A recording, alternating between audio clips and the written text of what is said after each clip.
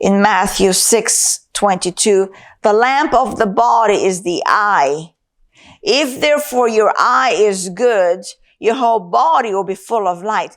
But if your eye is bad, what you're beholding, your whole body will be full of darkness. If therefore the light that is in you is darkness, how great is that darkness? We are not to live in this darkened understanding.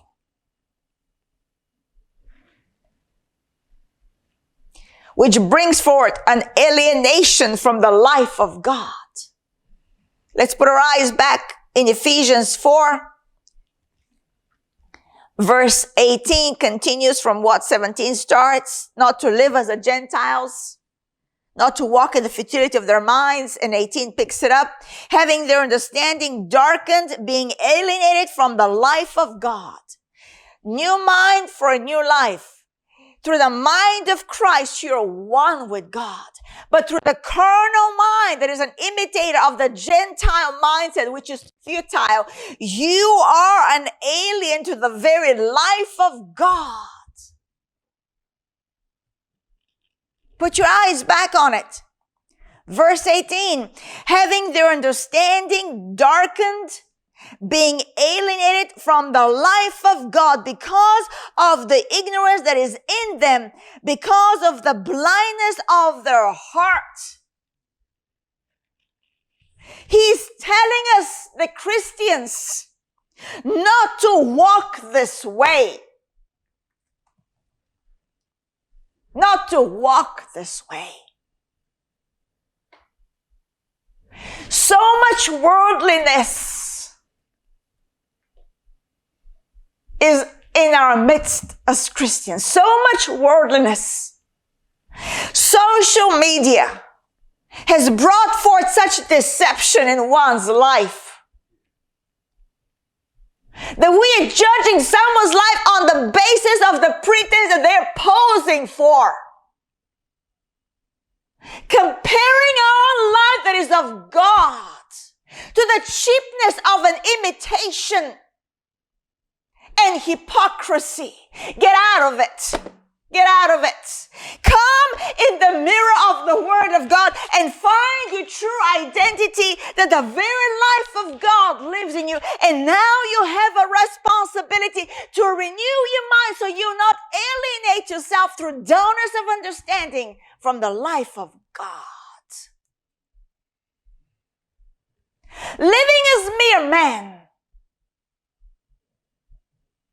When we are born from above, when we are new creation. Oh, Deci, Deci, you just read the Bible too much, and so, Deci, no one can be as extreme as that. Really? Have you not come to a place of desperation? Where you've exhausted the carnal nature? Where you found out there's no help for you in the world, and worldly thinking especially? And you've come to the end of that carnality that you're facing, that you've been tripping up on a daily basis, and you say, enough of that.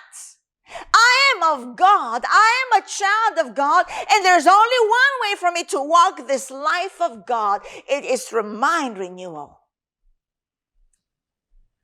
And not be alienated from the bounty of the life of God that is in me.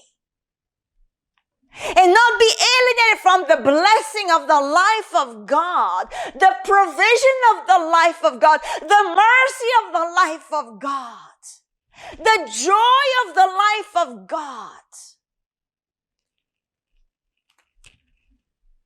Oh, pray for me, sister. I'm struggling. Yes, we struggle. Why do we struggle? Why do I struggle? I'll tell you why. A lack of revelation of the life of God that is in me. Do you know why? Because I'm relying on an old mindset to define my life. My life is not defined by the old carnal self. My life is defined by the Word of God, that I am to understand I have the mind of the Word to define the very life of God that I am to live out daily on earth, which is a life of dominion. Dominion sonship. Is it extreme? Yes. Is it opposed? Highly. Is it rejected by man? It's rejected by man, carnal man. Is there persecution? Yes, there's persecution. Are there tears at night? Yes, there have been tears at night. But joy always comes in the morning. Why? Because I'm a child of God. And if he be for me, hey, who can be against me? And if he be for you, hey, who can be against you? Crush that liar under your feet. Crush the lie under your feet. Through a wrong mindset of feeling alienated from God. If you feel separate from God, it should tell you one thing. Your mind is carnal. It's very clear. I'm reading the Bible. Back to verse 18. After he says not to walk in the futility of their mind, having their understanding darkened, being alienated from the life of God because of the ignorance that is in them, because of the blindness of their heart,